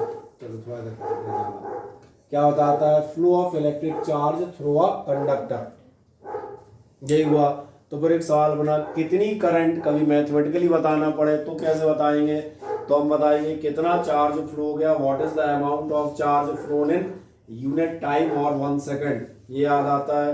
देखें फिर वही डेफिनेशन होगी, the charge, the magnitude of electric current in a conductor is the amount of electric charge. Current क्या होती है आपकी, is the amount of electric charge passing through a given point, जो किसी भी पॉइंट से पास हो रहा है। और कब पास हो रहा है, इन 1 सेकेंड। और इसीलिए आपका फॉर्मूला क्या बन जाता है, देखो, करंट इज इक्वल्स टू क्या हो गया, चार्ज फ्लोइंग पर यूनिट। पढ़ना समझ में आ गया, इसलिए पढ़ना सिखा रहा हूं, अगले साल बहुत सारे लोग आप में साइंस लेंगे। मैंने कहा current is equal to charge flowing और पर यूनिट टाइम। कहीं कोई समस्या हो गई, डेफिनेशन वो यूनिट याद है कि भूल गए, क्योंकि अभी आगे आ जाएगी अगले एक आध स्लाइड में। एम्पियर, अब डेफिनेशन ऑफ 1 एम्पियर में चले जाओ। 1 एम्पियर हम किसे मानेंगे, 1 एम्पियर याद देखना QIT थी, अगर Q आप कितना मान लेंगे 1 कूलॉम और T आप मान लेंगे 1 सेकंड। हो गया। पहले हिंदी में देख लो, अगर 1 सेकंड में 1 कूलॉम चार्ज फ्लो हो रहा है, हिंदी में बात कर लेते हैं ना पहले, 1 सेकंड में 1 कूलॉम चार्ज फ्लो हो रहा है, तो इसे क्या मान के चलोगे, 1 ampere. Now translate it in English, when 1 coulomb of charge flows through any cross section, ठीक है, एक आध शब्द तुम आगे पीछे कर जाओगे, खा जाओगे, नहीं मालूम है, of a conductor in 1 second, then the electric current flowing through it is called, या said to be, जो भी मान लें, 1 एम्पियर। ये मिल जाता है। एक आध छोटी मोटी इस तरह की यूनिट्स बताई जाएंगी जब आप होंगे मिली एम्पियर। मिली माने याद है, मिली माने होता है हजारवां हिस्सा, जैसे मिलीमीटर क्या होता है, मीटर का 1000। जैसे कोई कहता है मिली एम्पियर, मिली एम्पियर मतलब, अच्छा थोड़ा बहुत पावर्स पढ़ी है, 1/1000 का मतलब होता है 10⁻⁻3। एक आपको याद आएगा, ये लास्ट ईयर पढ़ते थे, माइक्रोन, सेल्स में पढ़ते थे ना भैया, कौन से, ये बॉडी सेल्स की साइज का नापते हो माइक्रोन में। माइक्रोन होता था मीटर का 10 लाखवां हिस्सा, और इसको कैसे लिखा जाता है, 10⁻⁶। तो चाहे एम्पियर में जाओ चाहे वोल्ट में जाओ, ये जो मिली, किलो, ये प्रीफिक्स हैं, ये हमेशा काय काम में आते हैं। कोई एक चीज़ दिखाने है, किलो का मतलब मालूम है 1000, अपने आप दिख रहा होगा, किलोग्राम तो 1000 ग्राम, और किलोमीटर और किसी ने कहा किलो वोल्ट, समझ आ रहा होगा, 1000 वोल्ट की चर्चा कर रहा है। 2-3 प्रीफिक्स हैं, जनरली आप बहुत ज़माने से पढ़ रहे होंगे, कब से पढ़ते चले आ रहे होंगे। और तुमने तो मूवी पढ़े होंगे, डेसी, डेका हो जाने क्या क्या उनके सीधे पढ़े हैं, मुझे याद है 5वीं 6वीं में रहते हैं। करंट आप मेजर करते हैं इंस्ट्रूमेंट से, कौन से इंस्ट्रूमेंट से मेजर करते हो ये मालूम है। एमीटर के बारे में याद रखिएगा, इसकी चर्चा हम लास्ट में करेंगे कि एमीटर आपका कहाँ कनेक्ट किया जाता है, हमेशा सीरीज में कनेक्ट किया जाता है। नंबर 1 ये आपका फिल इन द ब्लैंक या ऑब्जेक्टिव लाइक क्वेश्चन है, एमीटर को हमेशा कहाँ कनेक्ट करते हो, सीरीज में। इसकी चर्चा मैं मीटर वोल्ट मीटर की लास्ट में अलग से डिटेल में करूँगा। कौन सा कहाँ पे, फिर ऊपर ऊपर 1/1000 को लिखो, 10 की पावर में कितना लिखोगे कैसे लिख दोगे बेटा, 1/1000 को पावर फॉर्म में लिखो, 1/1000 को सीधा करोगे पावर ऊपर जाएगी, नेगेटिव होगी। हाँ तो वही मैंने कहा, तो इतना घुमा के क्यों जा रहे हो, जैसे 7वीं क्लास में पढ़ते थे डायरेक्ट बता सकते हो 1/1000 मतलब 10-3 सीधा, 1/100 मतलब 10-2। तो 10 की तो याद है ना, जितने जीरो होते हैं उतनी पावर होती हैं। कोई कहता है 1/, बताओ 10 की पावर कुछ नहीं, 1 2 3 4 5 6 7, वही 10-7, क्योंकि 10 में तो सबसे अच्छी बात है पावर काउंट ही नहीं करनी पड़ती, जीरो देखने पड़ते हैं, 6 के साथ है, सही कहा ना मैंने। चले, एक तो ये चर्चा समझ में आती है, एमीटर और वोल्ट मीटर की चर्चा करेंगे। अब हम उस बात में डायरेक्शन ऑफ इलेक्ट्रिक करंट कहाँ होता है, तो डायरेक्शन ऑफ इलेक्ट्रिक करंट आपको मालूम है ये कहाँ जाता है, higher potential to negative potential, positive terminal of battery to negative terminal. और सबसे खास बात, मेटेलिक वायर्स में पॉजिटिव चार्ज का फ्लो नहीं होता, नेगेटिव का होता है, तो इसलिए करंट का डायरेक्शन ये होता है। असलियत में इलेक्ट्रॉन उसके उल्टे डायरेक्शन में चलते हैं, क्योंकि इलेक्ट्रॉन होते हैं नेगेटिव। तो ये तीनों पॉइंट्स आपके पास नोटेड हैं, उनको आप एक बार इससे ही पढ़ सकते हैं। क्या बताएगा, when electricity was invented a long time back, it was known that there are two types of charges, positive and negative, ये तो मालूम ही है। but the electron had not been discovered at that time, उस समय आपका electron discovery नहीं हुई थी, पिछले साल पढ़ा होगा, थॉमसन ने डिस्कवर किया था इलेक्ट्रॉन। तो क्या कहता है, electric current was considered to be a flow of positive charge, इसलिए हमने आपको इसे कहा था कन्वेंशनल डायरेक्शन, ध्यान आता है, कन्वेंशनल यानी पारंपरिक, जो हमने परंपरा से कर दिया। And the direction of flow of positive charge was taken to be the direction of current, इसीलिए पॉजिटिव चार्ज के डायरेक्शन को हमने करंट का डायरेक्शन मान लिया। इसीलिए क्या कहेगा, conventional direction of electric current क्या होगा, from positive terminal of a cell या बैटरी, जो भी आप कहें, to the negative terminal through the circuit. फिर अगला जाएंगे, electric current is the flow of negatively charge electrons, जो आपके वायर होते हैं, from negative to positive terminal. इसलिए क्या बताया जाएगा, conventional current is said to be flow from positive to negative, इसीलिए आपके opposite to the flow of electrons. फिर एक सवाल था, करंट फ्लो कैसे होती है, ये भी मैंने बताया था, जैसे आप पॉजिटिव नेगेटिव रखेंगे, इलेक्ट्रॉन एक से रिपेल होंगे, दूसरी साइड अट्रैक्ट होंगे, यानी इन पर लगेगा इलेक्ट्रिक फोर्स, ये चल पड़ेंगे। क्या आपको याद है, चल पड़ेंगे, मैंने ये भी कहा था, चल पड़ेंगे मतलब ऐसा नहीं दौड़ लगाने लग जाएंगे, बीच बीच में ये अदर एटम्स मॉलिक्यूल और इन सब से टकराएंगे भी, और टकराएंगे तो जो आप रेजिस्टेंस पढ़ रहे थे वो वाली बात आ जाएगी। रेजिस्टेंस मतलब यही कहा था, रुकावट, द ऑब्स्ट्रक्शन ऑफ अर्थ। तो रुकावट कहाँ से आ गई, रुकावट इसी बात से आई कि ये अदर जो भी आपके हम कहते हैं आयन्स या वो उनसे कोलाइड कर रहे हैं, ये ध्यान आता है। बस ये an electric current is the flow of electrons in A metallic wire, ये आपको मालूम है। फिर क्या कह रहा है, व्हेन अ सेल और battery is connected across its ends, जब आप किसी सेल या बैटरी को इसके सिरों पे कनेक्ट करते हैं तो क्या होता है, a metal wire has a plenty of free electrons in it, बहुत सारे फ्री इलेक्ट्रॉन होते हैं। फिर when the metal wire has not been connected to a source of electricity, जब metal wire connect नहीं होता है तो क्या होता है, then the electrons present in it move at random in all the directions, कुछ इधर जा रहे हैं कुछ इधर जा रहे हैं, टोटल जीरो होता है। between the atoms of the metal, जैसा कि आपको फिगर में शोन है, जैसे ये पहला वाला बिना बैटरी का वायर में इलेक्ट्रॉन दाएं बाएं होते रहेंगे हिलते डुलते। लेकिन अगर आपने बैटरी लगा दी, क्या ध्यान जा रहा है, बैटरी लगाते ही क्या होगा,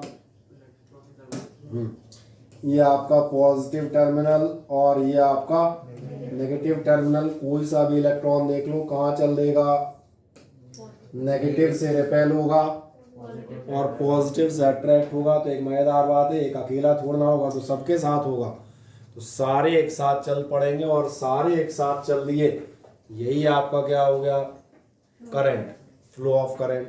और ये रहा डायरेक्शन ऑफ करंट, इलेक्ट्रॉन इधर जा रहे हैं और डायरेक्शन ऑफ करंट कहाँ होगा, अपोजिट टू इट, यानी ये पॉजिटिव टू नेगेटिव टर्मिनल, तो दोनों दिख जाते हैं।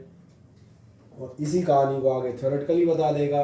When a source of electricity like a cell और बैटरी इज कनेक्टेड, जब आप सेल या बैटरी कनेक्ट करेंगे तो क्या होगा, ये कह रहा है electric force acts on the electrons, तो जो आपके इलेक्ट्रॉन्स उन पे क्या काम करेगा, इलेक्ट्रिक फोर्स एक्ट करेगा। जो मैं कह रहा था नेगेटिव से रिपेल और पॉजिटिव से अट्रैक्ट, यही इलेक्ट्रिक फोर्स हुआ। परिणाम क्या आएगा, electrons are negatively charge, they start moving, electron move करने लगेंगे from negative end to the, मुझे नहीं लगता ये कोई ऐसी चीज है जो अब आपको समझ में ना आए। एक बार मैंने इसलिए रिपीट किया, कोई बीच में आपका क्रॉस क्वेश्चन रह गया हो तो उसको डील कर लें। नेक्स्ट आपका how to get a continuous flow, ये भी मैंने कहा था कंटिन्यूअस फ्लो कैसे रखोगे, सेल या बैटरी लगाए रहना।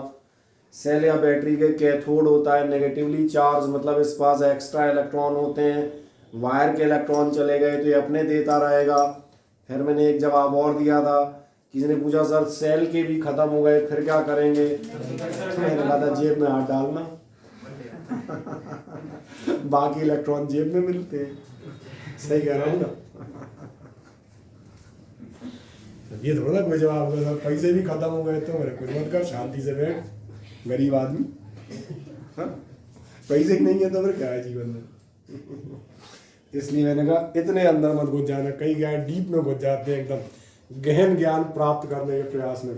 सर सेल खत्म हो गया फिर क्या करेंगे, मैंने बाजार से खरीद लाएंगे। सर बाजार बंद हुआ तो क्या इतना गहन नहीं है ना। हाँ, अब अपन कहाँ जाते हैं, how to get a continuous flow. क्या कह रहा है, it is due to the potential difference between two points, दो पॉइंट का जो भी पोटेंशियल डिफरेंस है प्लस और माइनस, उसकी वजह से क्या हुआ है, then electric current flows between them, कि उन दोनों के बीच में इलेक्ट्रिक करंट फ्लो होने लगी। ये भी फिगर से भी दिखाया था, इलेक्ट्रॉन आपके चल पड़े। अब क्या कह रहा है, द सिंपलेस्ट वे, सबसे आसान तरीका क्या है, to maintain a potential difference, कि आपका पोटेंशियल डिफरेंस बना रहे। तो क्या कह रहा है, so as to get a continuous flow of current, कि आपकी करंट बराबर फ्लो होती रहे। तो कैसे करोगे, is to connect the conductor between the terminals of a cell और बैटरी। सबसे सिंपल तरीका है, क्या करेगा, due to the chemical reactions, ये भी शुरू में आपसे पूछा था, सेल का पूरा नाम क्या है, इलेक्ट्रोकेमिकल सेल, क्योंकि केमिकल रिएक्शंस से जो एनर्जी है, केमिकल एनर्जी, उसी को किसमें कन्वर्ट करेगा, इलेक्ट्रिकल एनर्जी में। तो ये क्लियर है, क्या कर रहा है ध्यान से देखना, due to the chemical reactions going on inside the cell और battery, a potential difference is maintained between the terminals, खत्म बात। और फिर वो आपका इट ड्राइव्स द करंट। जब ये केमिकल खत्म हो जाएंगे, रिएक्शंस खत्म हो जाएंगी, तो या तो हम नए सेल की तरफ जाएंगे, या जो अब मॉडर्न सेल आते हैं जो बैटरी के नाम से आप जानते हैं, उनमें चार्जिंग डिस्चार्जिंग दोनों फैसिलिटी रहती है, तो उसके हिसाब से जाएंगे, एक अलग कहानी हो जाएगी। क्या इतना क्लियर हो जाता है, हाँ है ना। कोई प्रॉब्लम अब यहाँ पर डाउट हो तो मुझे बताएं।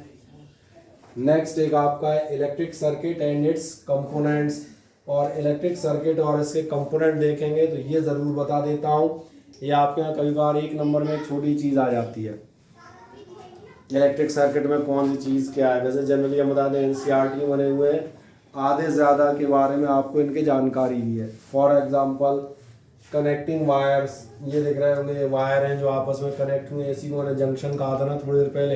इतना बड़ा गोला इसलिए लगाया है ताकि अगर तुम चश्मा लगा के ना भी बैठो तो भी तुम्हें दिख जाए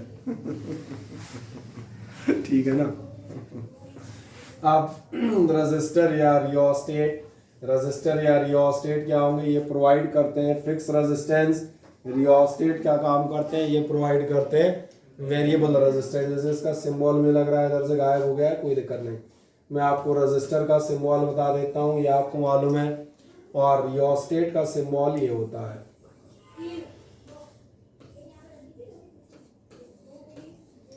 रियोस्टेट ये बता रहा है वेरिएबल है, वेरिएबल मतलब समझ में आ रहा है। इसमें सुविधा है कि आप इसको अपने हिसाब से कम ज़्यादा कर सकते हैं। तो वेरिएबल रेजिस्टेंस का या रियोस्टेट का आपके घर का एग्जांपल बता देता हूँ। आप में से कई लोगों के घर में पंखे में रेगुलेटर लगा होगा, तो ये रेगुलेटर वेरिएबल रेजिस्टेंस होता है। रेजिस्टेंस कम ज़्यादा करोगे तो पंखे की करंट कम ज़्यादा होती है, उसके अकॉर्डिंग उसकी स्पीड आप कंट्रोल कर सकते हैं। ये समझ में आते हैं। रजिस्टर तो अपन चूंकि न्यूमेरिकल वो कर रहे थे डेरिवेशन, तो वैसे ही मालूम है। बैटरी ये नहीं मालूम होगा, बैटरी कहाँ से दिखाते हैं। गैल्वेनोमीटर वो इंस्ट्रूमेंट है जो करंट वगैरह मेजर करने काम में आता है, कैपिटल जी से दिखा देते हैं। एमीटर की अभी चर्चा कर रहे थे, एमीटर और वोल्ट मीटर लास्ट में बात कर रहा था। कहीं चक्की वाले के यहाँ जाओगे तो दो घड़ियाँ सरी की दिख जाएंगी वाइट कलर की लगी हुई बोर्ड पे। तो वोल्ट मीटर और एमीटर में ए पहचान में आ रहा होगा किसकी बात कर रहे हैं, वोल्ट मीटर सॉरी एमीटर। तो वोल्ट मीटर का सिंबल क्या होगा, वी हो जाएगा, वो अपने आप दिख जाते हैं। और बढ़ोगे क्लोज इलेक्ट्रिक सर्किट ये रहा, यानी कि आपकी की ऑन है, और ऐसा होगा तो ये बताता है की ऑफ है, ठीक है ना। ओपन और क्लोज के हिंदी मीनिंग बता देता हूँ, और हिंदी मतलब वो वाले जो तुम्हें समझ में आए। ये क्या बता रहा है, ये आपका सर्किट कैसा है और ये सर्किट आपका कैसा है, समझ में आ गई मेरी बात। वायर्स क्रॉसिंग विदाउट ज्वाइनिंग, ये कैसे वायर हैं जो एक दूसरे को क्रॉस तो कर रहे हैं, ज्वाइंट नहीं है। अंतर समझ में आता है, जैसे इन दोनों में अंतर देखो। ये वायर क्या है, ये चार वायर आपस में जुड़े हुए हैं, देखो ध्यान से, यहाँ पे कट कर रहे हैं एक दूसरे को। और ये कैसे हैं, ये ऐसा है, एक वायर ये गया है, दूसरा ऊपर से निकला है, ये शो कर देते हैं। इलेक्ट्रिक सेल ये रहा, बल्ब का सिंबल ये रहा। इनमें मैं क्या पढ़ाऊंगा यार, वैसे ही देख लेना एक बार, बुक में से भी आप चेक कर सकते हैं। कभी आपके आ जाता है इलेक्ट्रिक सर्किट बनाओ, इलेक्ट्रिक सर्किट ध्यान देखना है। इलेक्ट्रिक सर्किट हम कैसे कहेंगे, इलेक्ट्रिक सर्किट तो समझ में आ रहा होगा, पूरा का पूरा क्लोज पाथ होगा कंटिन्यूअस, जिसमें करंट फ्लो होगी। क्या क्या मेनली होना चाहिए, एक सोर्स ऑफ ईएमएफ होना चाहिए, ईएमएफ यानी बैटरी या सेल, कोई एक आध उपकरण लगा होगा, एक आध रेजिस्टेंस, और एक ऑन ऑफ करने के लिए की या प्लग लगे होंगे। ये मोटे तौर पे सब में होंगे, फिर अलग अलग जगह अलग अलग है। तो सबसे सिंपलेस्ट एक एग्जांपल के तौर पे बता दिया है, continuous path consisting of conducting wire and other resistances, lamp, bulb etcetera, ये क्या कहलाते हैं, सर्किट। जैसे सर्किट को देखें, देखने आ रहा है, चलो मैं बनाते आता हूँ साथ में, जो नहीं दिख रहा बेचारे को। सबसे पहले नीचे दिखेगा ये सेल है प्लस माइनस, यहाँ से इसके आगे सर्किट में तुम्हारा ध्यान जाएगा क्या लगा हुआ है, एक एमीटर। एमीटर ये नापने के लिए कि आपका जो सर्किट है उसमें कितनी करंट फ्लो हो रही है, हो भी रही है कि नहीं हो रही है। और आगे आप देखेंगे हमने क्या क्या लगा रखा है, एक रजिस्टर या रेजिस्टेंस लगा रखा है, कितना वोल्टेज है इस पर, वो नापने के लिए आप चाहें तो यहाँ क्या लगा सकते हो। ये मत कह रहे हैं इसमें से क्या क्या लगाएंगे, तो क्या एग्जाम्पल का दिया हुआ है कि इस चीज़ को हम सर्किट कहते हैं।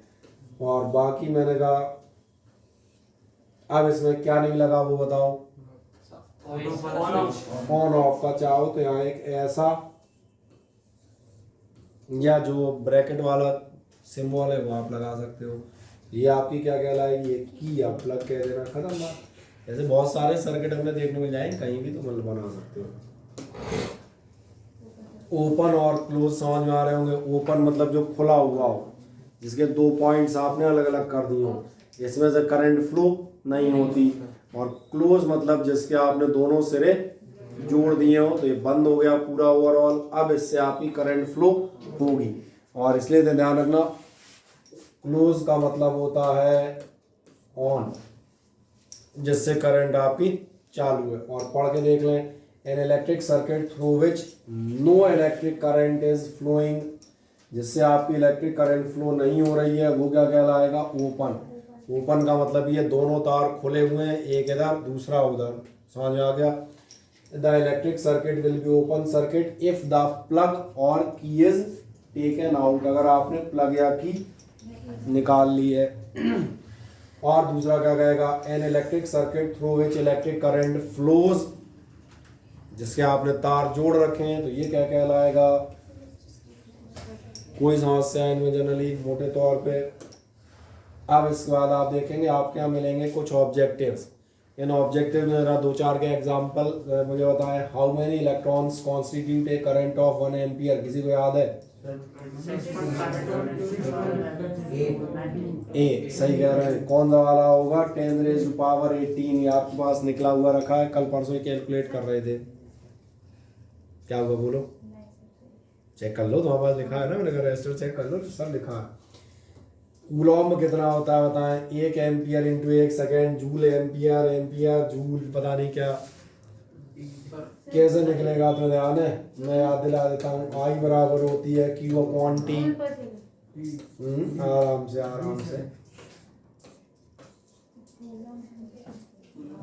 एम्पियर बराबर होता है कूलॉम पर सेकंड, तो कूलॉम बराबर कितना हो जाएगा? अभी नहीं दिख रहा। आज एक को पूछा है ना, एक कूलॉम कितना होगा, तो 1 ampere into 1 second. Sir option A और बी में डिफरेंस क्या है? ऑप्शन ए और बी में डिफरेंस क्या है? बहुत ज्यादा डिफरेंस है। उसको अपन ऐसा कर देते हैं, कैसे करें, ऐसे, इसमें जो है इंटू है, 2 डंडियां हैं, इसमें एक सिंगल डंडी है, दैट इज डिवाइड। ज्यादा पीछे बैठ गया। ठीक। मेरा body is negatively charge by friction. आपकी बॉडी कैसी है? नेगेटिवली चार्ज है। तो मुझे बताएं, acquired excess electrons, acquired excess proton, zero में भी नेगेटिव और पॉजिटिव और जीरो क्या होगा? The body has acquired excess of electron. The body has acquired, समझ में आ गया। इसलिए मैंने कहा थोड़ा सा इंग्लिश ठीक रखिएगा, क्योंकि आपने पढ़ा था गेन ऑफ इलेक्ट्रॉन, है ना, तो नेगेटिव के लिए गेन पढ़ा था। गेन मतलब प्राप्त करना, और भैया एक्वायर मतलब भी, कई बार अटक जाते हैं, बोले यार गेन तो कहीं दिख ही नहीं रहा, ये तो क्वेश्चनिंग कुछ गड़बड़ है। लेकिन ये क्या है? एक्वायर्ड, ये वर्ड आपको मिल जाएगा बढ़िया। Charge body attracts another charge body, तो फिर बॉडी पे चार्ज कितना होगा? एक चार्ज बॉडी दूसरी बॉडी को अट्रैक्ट कर रही है, तो उस पर चार्ज कैसा होना चाहिए? कौन किस पे? So must be positive on the other body. सन नेगेटिव, एक सर पॉजिटिव। कैसे? नेगेटिव चाहिए ना उसको, गया उसके पास। ये चार्ज बॉडी है, हाँ ठीक है, इसको अट्रैक्ट कर रही है, ये हो गई अट्रैक्ट। अब बताओ इस पे कौन सा चार्ज होगा? नेगेटिव। क्यों? सर नेगेटिव को ही अट्रैक्ट करता पॉजिटिव। पॉजिटिव कहाँ है? पॉजिटिव तो कहीं दिख नहीं रहा। पॉजिटिव जब में हाँ, पॉजिटिव नेगेटिव। अब समझ आ गया। कई बार क्या है, अपन अपने मन की भ्रांतियों को उस पर अप्लाई कर देते हैं, लिखा ही नहीं होता, हम उसको पढ़ रहे होते हैं, बोले कहाँ लिखा है, बोले हाँ हमें दिख रहा है पर्सनली। भैया कहाँ लिखा है जो पॉजिटिवली, कहाँ लिखा है कि ये पॉजिटिव है? अगर मान चलो ये नेगेटिव हुई तो फिर तुमने ऐसा क्यों कहा कि ये नेगेटिव होना चाहिए? कैसे हो जाएगा? इसका मतलब ध्यान देखना, इसमें लिखा है ये आपकी कोई भी एक चार्ज बॉडी हो, सिर्फ चार्ज लिखा है, पता नहीं पॉजिटिव है नेगेटिव है, इसलिए ध्यान देखना ये पॉजिटिव भी हो सकती है। अगर वो नेगेटिव है तो ये पॉजिटिव होगी, अगर ये नेगेटिव पॉजिटिव है तो ये नेगेटिव भी हो सकती है। मे का मतलब तो समझ में आ रहा है। और एक मजेदार बात है, ये कुछ ना हो, सिंपल पेपर का पीस हो तो भी अट्रैक्ट होगा, क्योंकि चार्ज न्यूट्रल ऑब्जेक्ट को भी अट्रैक्ट करते हैं, तो इसलिए ये जीरो भी हो सकता है। यहाँ तीनों संभावनाओं के द्वार बराबर से खुले, पॉजिटिव हो सकता है, नेगेटिव हो सकता है, मैंने कहा जीरो भी हो सकता है। क्या अब इस टाइप क्वेश्चन आपको समझ में आएंगे? हाँ ना बताएं। और एक आध दो आप बता देता हूँ छोटे छोटे। A suitable unit for expressing the strength of electric field, strength of electric field की यूनिट किसी को ध्यान आ रही है अब? न्यूटन पर कूलॉम, आप सही हैं। 1 एम्पियर इक्वल्स टू, ये जो है लिखे हैं ये पावर्स लिखी हैं एक्चुअली, ये जो है वो पावर पॉइंट में पावर नहीं आती, ये एक मज़ेदार बात है।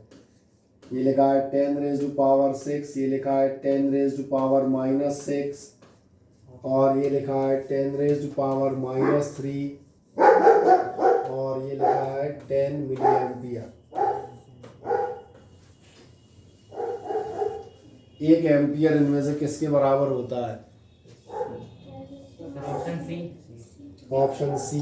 ऑप्शन सी हो ही नहीं सकता। माइक्रो का लेना देना 10 की पावर 6 से है, मिली का लेना देना 10 की पावर 3 से है, इसलिए ये दोनों तो हो ही नहीं सकते। अब बचेंगे कौन? वो दोनों, इनमें ए या बी। अब मैं आपको याद दिलाता हूँ, अभी आपने पढ़ा था 1 माइक्रो एम्पियर बराबर कितना होता था? यही होता था। अब आप अपने क्वेश्चन को ध्यान देखें, क्वेश्चन क्या पूछ रहा है? 1 एम्पियर काय के बराबर होगा? 1 एम्पियर के लिए इसको इधर भेजो, पावर इधर आगे कैसी हो जाएगी?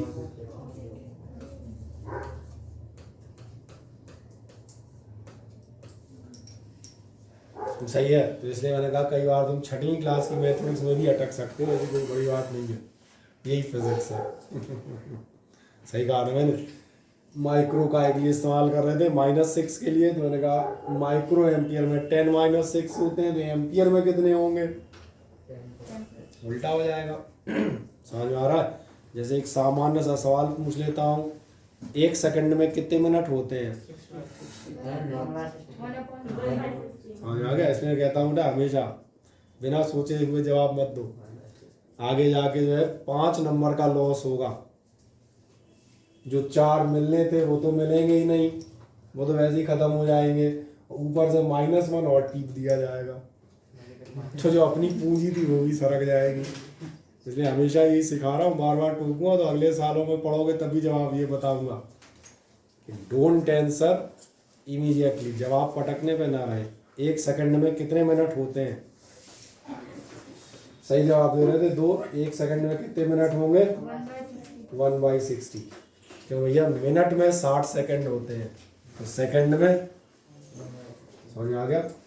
फिर कोई पूछे 1 घंटे में कितने दिन होते हैं? 1/24। समझ आ गया? 1 घंटे में 1/24 दिन होते हैं। आप सही हैं, इसलिए मैंने कहा था। चले, इनमें से कौन सी चीज मेटल वायर में करंट फ्लो कराती है? अब ये तो कम से बता सकते हैं यार, इसमें भी अटक गए तो फिर कहाँ तुम्हारी नाव पार लगेगी बेचारी। चलो एक छोटा सा ही बताओ, if I is the current through a wire and E is the charge of electron, तो number of electrons in t second कितने होंगे? अगर किसी में से आपकी I करंट जा रही हो तो नंबर ऑफ इलेक्ट्रॉन इनमें से कैसे निकलेंगे? तो याद रखना, ये मैं बता देता हूँ, क्योंकि नंबर ऑफ इलेक्ट्रॉन ऐसे नहीं निकलेंगे कि आप सोचो कहीं डायरेक्ट आप निकाल पाएँ। आपको याद होना चाहिए I बराबर होगा, क्या आपको याद है? चार्ज और नंबर ऑफ इलेक्ट्रॉन का रिलेशन। अगर आपको याद आए तो देखें ध्यान से, सबसे शुरू में आज ही फिर दोबारा बताया है। चार्ज क्या होता है? Ni। बस आप देखो नंबर ऑफ इलेक्ट्रॉन निकल आए, नहीं दिख रहा है अभी?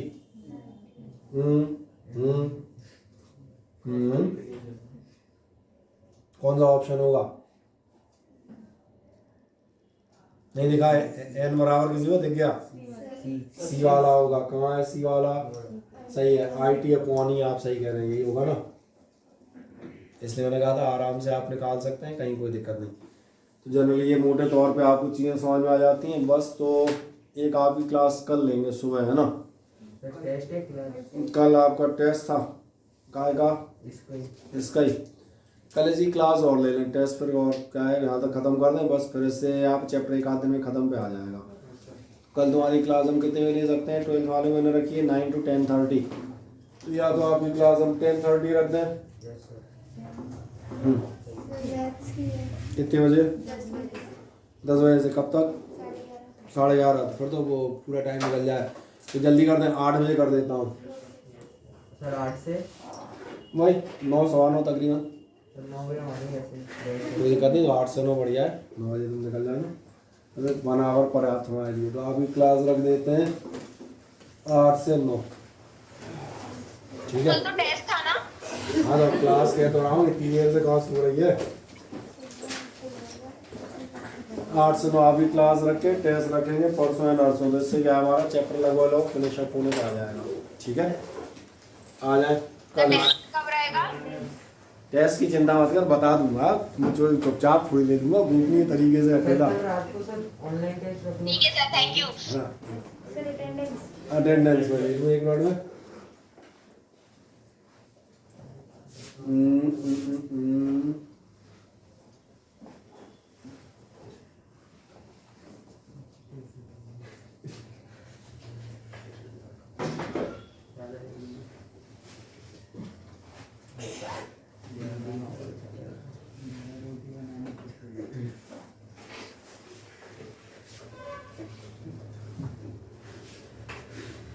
चलो पहले देख लें इधर कौन कौन ज्वाइन कर रहे थे, अंश, समीर और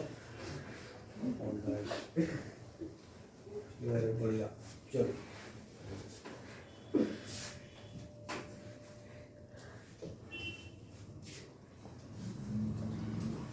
चलो अभिषेक भदौरिया है, अभिषेक पाल, अक्षय द्विवेदी, अमन सिंह तोमर फिर नहीं है, बढ़िया।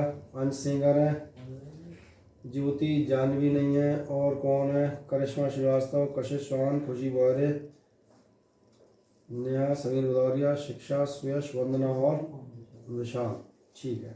शिक्षा, सुयश, शिक्षा नहीं है, हाँ तो तेरे काम थोड़ा चलेगा। हाँ मुझे प्रतिनिधि अपनी बहन का मैं बैठा हूँ, कहा गया नहीं सर उसकी तबीयत खराब है। अच्छा।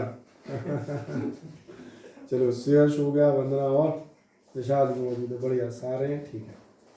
अब बीमार हो गई शादी में, ज़्यादा खा लिया लग रहा है। हाँ ठीक है, चलो कल सुबह 8 बजे देख लें।